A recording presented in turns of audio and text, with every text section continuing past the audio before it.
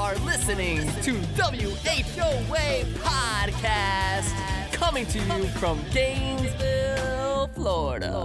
Hello, everybody, and welcome to another episode of the WHOA GNV Podcast, the Coronavirus Sessions. Just to remind everybody, we are bringing these to you every weekday at noon, approximately a half hour, checking in with business owners and business professionals in the Gainesville area and really just trying to tap in and see how they're adapting, how this coronavirus is really affecting them in their business. And so far, it has been really interesting. I have learned a lot. It's gotten my wheels turning. I mean, Mike, what about you, man? Yeah, it's interesting to think of a world that existed pre-Zoom. Like I've spent like so much of my time in the last week on Zoom. No, it's been great. Like, you know, a lot of people are figuring out how to survive this. You know, maybe early on it was interesting because it was brand new and people were taking the early infancy steps of what was going on, and there was still a little bit of shock in their voices and everything. But now it's like, as we're getting further through this, a lot of people, it seems like they're starting to figure out what's going to sustain them through this. So that's been cool to see. Yeah, a lot of pivots, a lot of adaptation, right? And for sure, it's gonna be interesting, like, because we're only about three weeks in at the time of this recording. But by the time it releases, probably closer to 5, and it'll be there. It is, man. It's pouring down rain. I told you it was gonna happen. I'm like recording and it's like pouring down rain. And luckily, I got off the back porch because I knew that would happen. Right. For those of you that are watching versus listening, like, I got a whole little set change happening. Zoom podcast life, as I like to call it. But yeah, it's going to be really interesting to see how the businesses pull through this. And of course, we're here to help. So anybody who's listening, like, feel free to reach out to us. Let us know how we can support you through this. I'm really trying to be a connector, especially when it comes to resources and the resources that we have. Before we get started on today's show, I've got to thank our incredible sponsors. You guys, this episode is brought to you by Brooker Pest Control. You know, I want to give Carreon a shout out because this is the guy that comes into New Scooters for Less from Brooker Pest Control. He's awesome. Dude, he's awesome. He's always smiling and always super professional.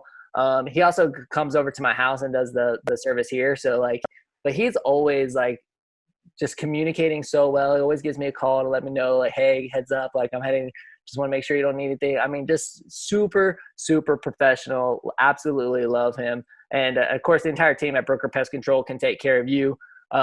Just reach out to them. You know, if you need pest control service, they are the best. BrookerPestControl.com. Visit Brooker Pest Control at Brooker.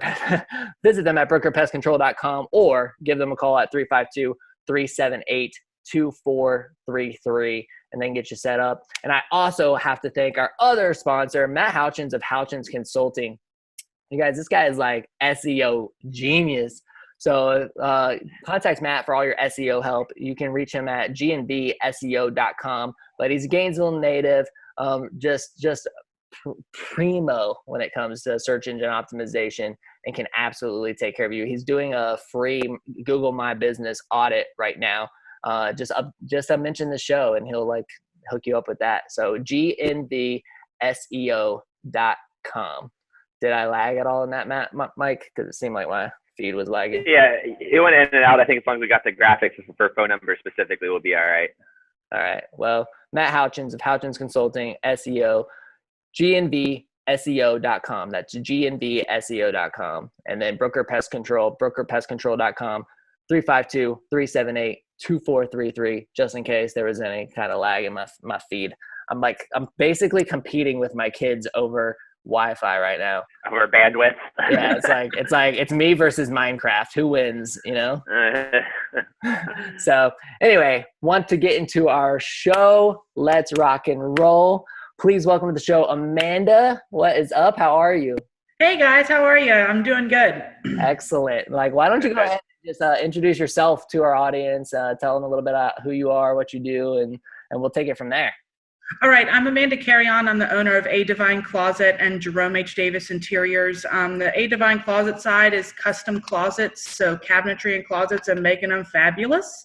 And then the interior side is interior design and decorating. So we kind of have a two-arm deal here. So very cool. So, I mean, I'm kind of curious because, you know, I've been at home for the last 2 weeks, 2.5 weeks, and I'm just thinking to myself, I've already started doing home improvement projects, and like, and a lot of that, I'm like, man, if I'm gonna spend all my time here, maybe I need to take care of this. So we're doing a massive overhaul in the backyard, and like, there's all sorts of stuff happening, trying to get this place cleaned up.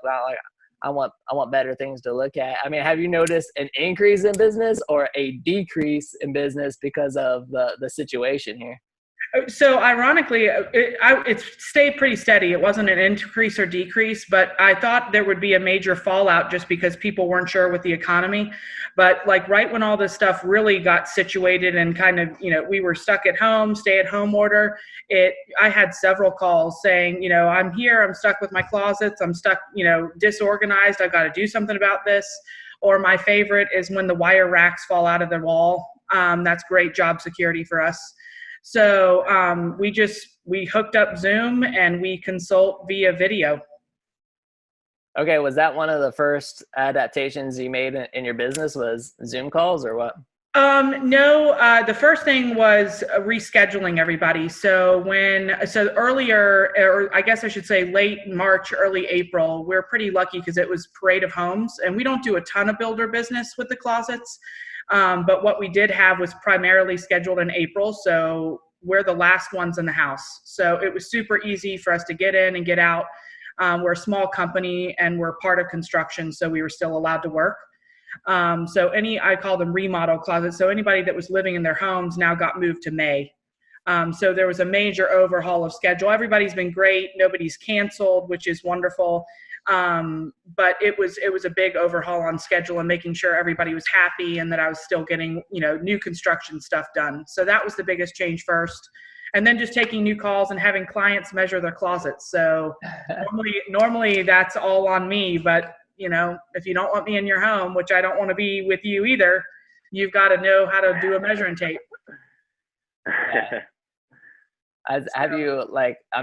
What's been the biggest challenge for you so far? I mean, is that it? Like going from doing these things that you normally do to the clients doing them, or has there been something greater than that?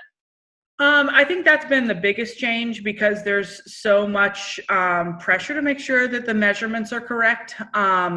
And, we really try to, accommodate to the 32nd of an inch. So if anything is wrong, we can make adjustments on site, but it sure is nice to have something accurate. So I have had a few people like video Zoom me, and we've measured that way, which is really interesting and not super productive. But I would say that my biggest scare was just making sure that I could keep my installers busy. We're a small business, and when I mean small, I mean really small. So it's myself and just 2 installers, husband and wife team. So just making sure that I could keep them busy because I'm their livelihood. And that was a big change, and just making sure that I could schedule things out appropriately to where they would see no difference. Yeah. Did you guys have to, do any of the government funding and that kind of thing, or?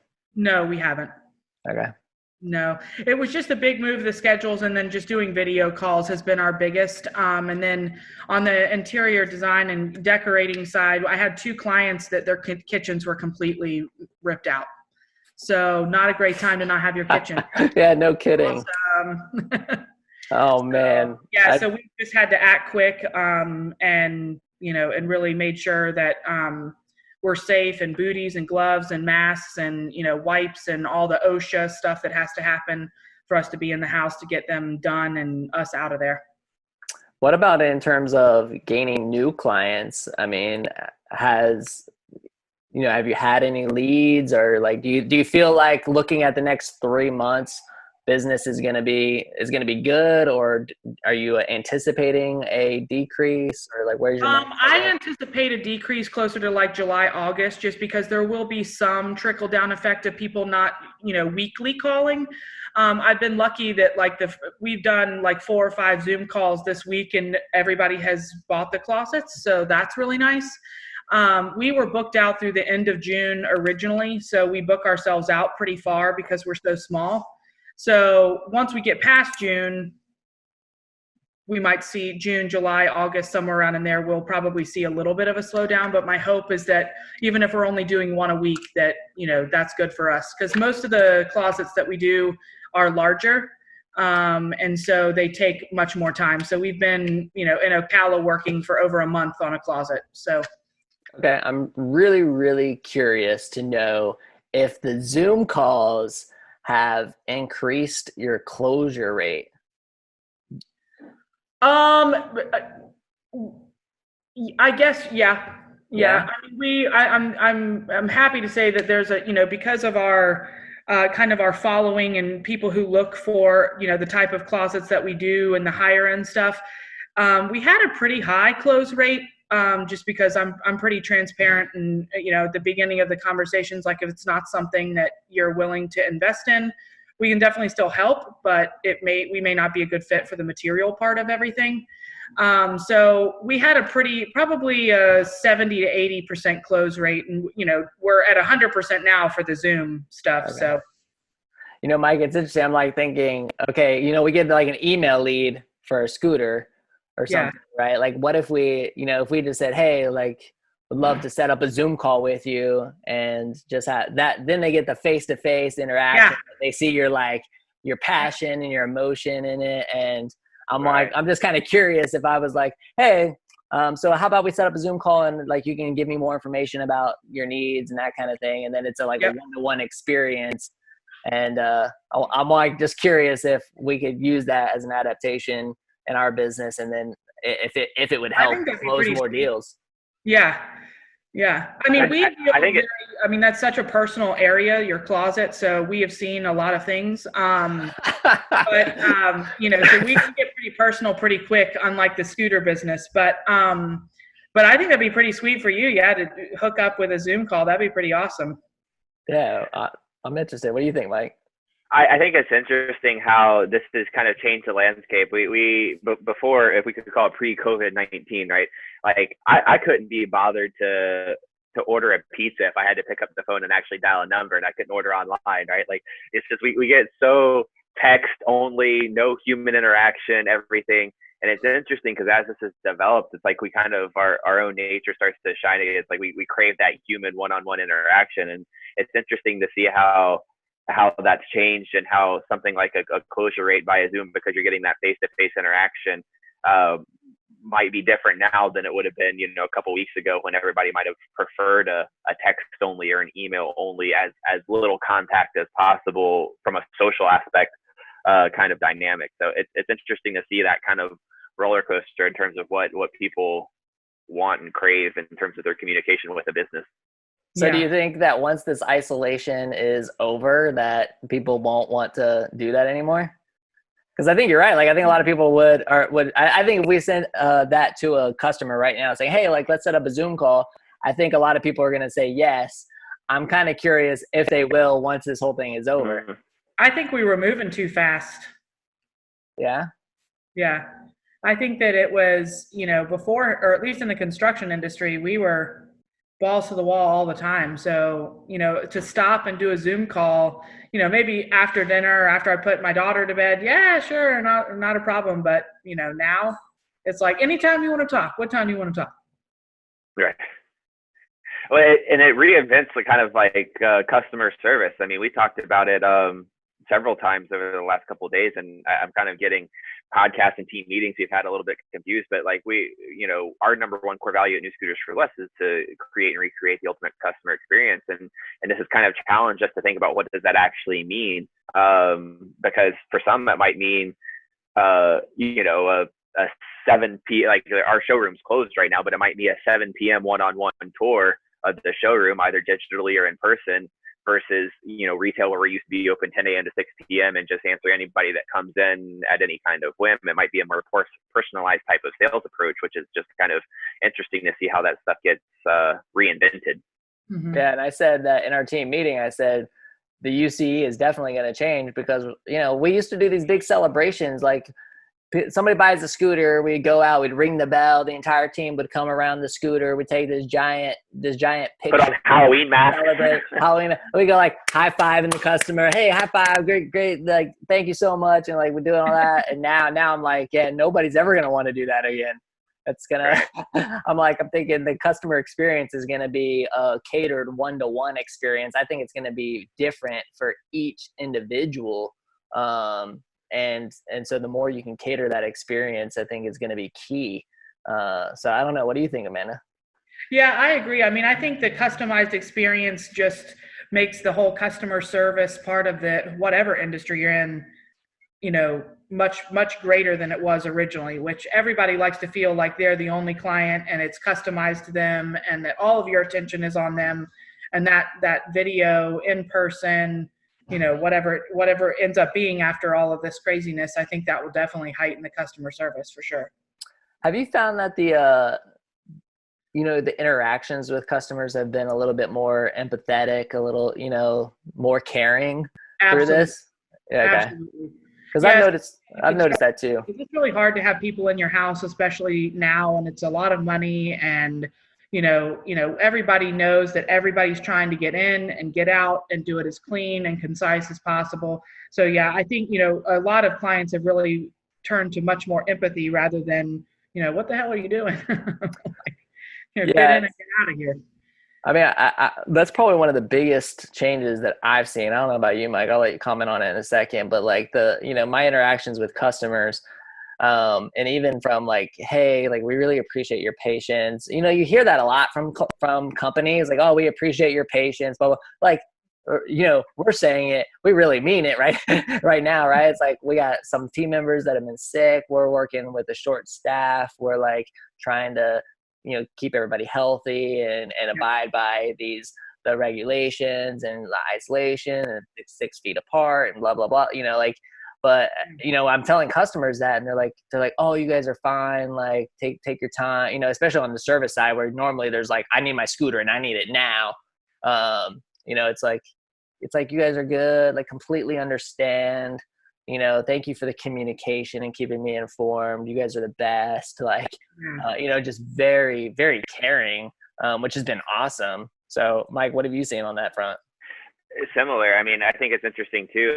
A lot of people are just thankful that businesses are open and willing to do business. Yeah, good point. I was fortunate to sell a couple scooters yesterday, and each of them were different. But the second one, he was just eternally thankful that we were able to provide transportation to him in this time, because he wasn't thinking he was going to be able to get it. So that was kind of special. It's just interesting to see how it affects everybody, and even in their day-to-day interactions, it almost is like it depends on, in that moment, is it at the forefront of your mind, from things like handshakes and stuff like that. Like, in the 2 transactions I had yesterday, one was business as usual. It's very much handshaking, and I didn't even think twice about it because it was just second nature to me. And then the second one, it was kind of, let's keep your distance. He's on that side of the showroom, I'm on this one. We'll kind of separate the way we do paperwork. So it just kind of depends on how prevalent in your mind it is in that moment. Because I think we all get a little bit consumed by it right now because it's what we're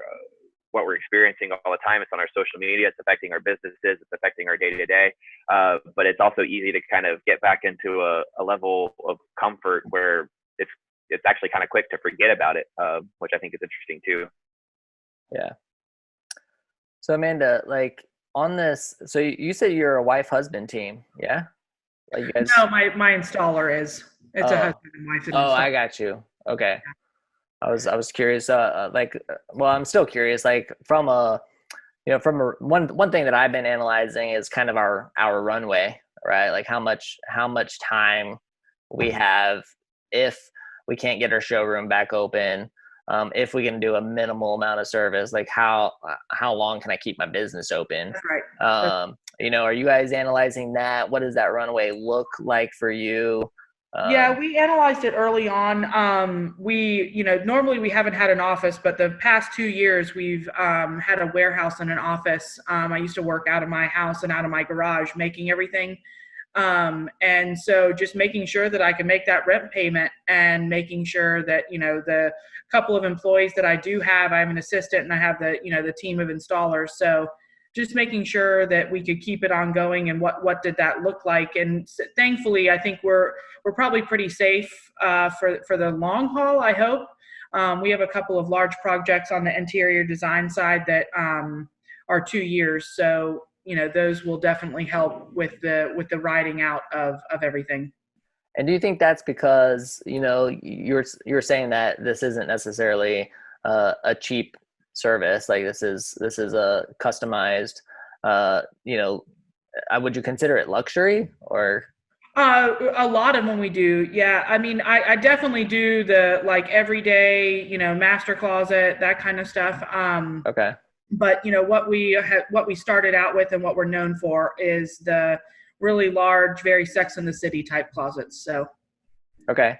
So, I mean, do you think that's, is that a contributing factor, just kind of your clientele versus, students like us? Yeah, I do. I mean, I don't think that the ultra or even, minimally wealthy people are going to be greatly affected by this. A lot of our clients are doctors, and, not to say that everybody's safe from this, but I'm thankful that I work in an industry, and though we do a lot of stuff that is not super, super high end, I'm thankful for the ones that are and the large projects that we'll do that I think will carry this thing out. Awesome. That's good. That's good to hear. Yeah. And I think the biggest change is childcare. You just saw the daughter walk behind. Oh my gosh. Go get her, man. Go, Amanda, have her say hi on the podcast. Come on over, Isabella. You want to say hi? This is the real boss of the situation. Isabella. Hi. Is that her name? Yep, she comes and she helps me. Yeah. She's been putting in light bulbs. Brooms. Isabella, how has your adaptation to homeschooling been? Let me just tell you, not good on my part.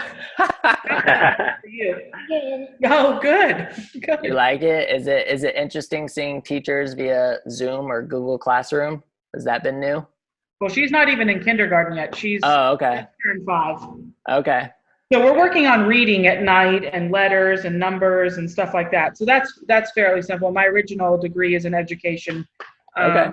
So love you. No. Yeah, that's definitely been a huge adaptation for parents for sure. For the parents, yeah, it's horrible. I'm like super grateful. I want to make sure that I don't take any credit for the homeschooling stuff. My wife is 100% doing all of it, and yeah. I've been super, super grateful that she's been able to she used to be a second grade school teacher, so she's familiar with the schooling anyway, and the process and what the kids got to learn. But our kids are they wake up, man, they're still waking up at 6 a.m. I can't get them to sleep in for anything. They're waking up at 6 a.m. and then they get right to their schoolwork, and they're done with school by 9:30, 10 o'clock in the morning. And it's like, now I got to, not me, it was Shannon trying to figure out how to keep them entertained. Yes. Yeah. Mom, what are we doing? Can we go ride our bikes? Can we go do this? And I'm like, I'm still trying to keep afloat. I'm not riding any bikes. What are you doing? Yeah. That's going to be interesting. We're going to have to, pick more brains on the homeschooling front, because, it's difficult when you got a business to run and also children to take care of during the day. Yeah, I mean, when we're running in between stuff and checking on jobs or delivering material or whatever, she's in the back seat with her Post-it notes, practicing letters and sounds and all of that, and that's the best we could do. Well, keep up the great work, Isabella. So, Mike, wrap us up, man. Got yes, I got a couple more questions. You said your background was in education. It was actually, you did music education. Is that correct? I did. Yep. I went to LSU for music. I know. I was going to get to that in a second, but real curious. I know you. I was going to come around. Believe me, if there's a college football tie-in, I'll find it. But have you had to completely stop private lessons? I know you were doing some of that on the side. Did you stop doing that when this came up, or?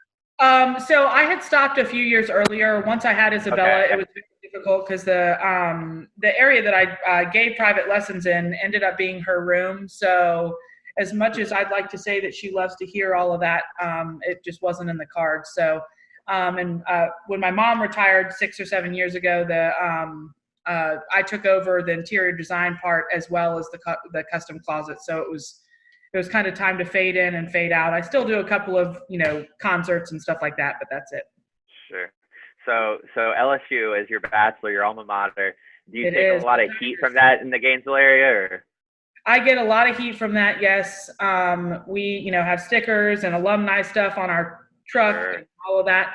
And I work for some of the coaches. So yes, I do get a lot of heat for that, but they paid for it through and through. So I said, I'll be there whenever you need me. Right. So you're in this kind of rare seat right now. Like on one hand, I'm sure you're really excited for college football season to start in August. Hopefully it does.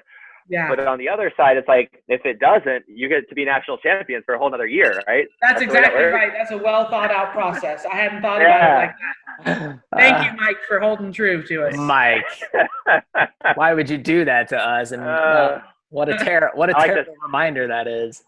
I like to keep the rivalry spiced up, you know. That's right. That's right. I believe we won this year, so let's just hope that football season starts on time. Ooh, yes. That would be good for everybody, I think. Yes. It would. Well, Amanda, this has been a pleasure. Thanks for joining us today and telling us all about your business and everything that's going on. Yeah, well, thanks for doing these podcasts and reaching out and giving me a time to do this. This is awesome. I love what you guys do. Thank you so much. Why don't you tell our audience where they can connect with you if they're interested in your services? Where's the best place to contact you and that info? So you can go to our website at adivinecloset.com, and you can also call me 352-318-0818 for any consultation needs. Awesome. Well, best wishes through all of this. If there's anything that we can do to continue to support you, just let us know. Awesome, but best wishes. We love it. So Gainesville, this is the WHOA GNV podcast, the podcast that brings you businesses and individuals that make you go, whoa. Give us your best whoa, Amanda. Whoa. All right, you guys, we will see you later. Awesome. Thanks, guys.